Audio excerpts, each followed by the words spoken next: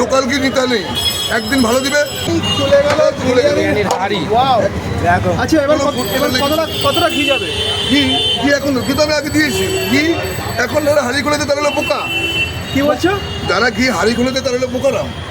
ঘির মাধুর্য তো হাঁড়ি খুলে দিতে হয় না, ঘি দিতে হয় হাঁড়ি খোলার আগে। আচ্ছা, সব দোকানে তো 500 গ্রাম 1 কেজি করে ঘি যাচ্ছে। 500 গ্রাম 1 কেজি ঘি দিলে তো হবে না, ওই তো ঘি না। তুমি ভালো করে দেখো ঘি না। তাহলে কি? আমি মা মনসার থেকে ঘি আনি। আচ্ছা, মা মনসার থেকে ঘি, লোকাল ঘি মা মনসার থেকে রেপুটেশন দোকান থেকে ঘি কিনতে হয়।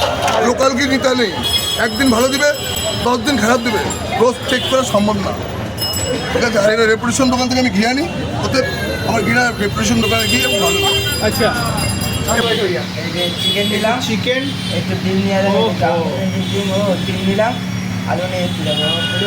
আলু তো এত নরম গড়ে পড়ে যাচ্ছে, একটু আপেল নেই, ঠিক আছে, আপেল নিলাম, আপেল একটু ছোটো থেকে নেবো, ঠিক আছে।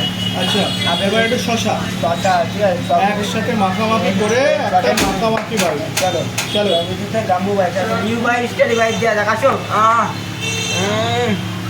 চলো, শশা শশা শশা শশা শশা শশা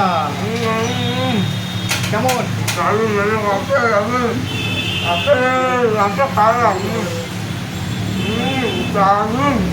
কটা দিয়ে অ্যাভেলেবেল? আমার বিরিয়ানি যত সময় থাকে। সকাল কটা ওপেন হচ্ছে?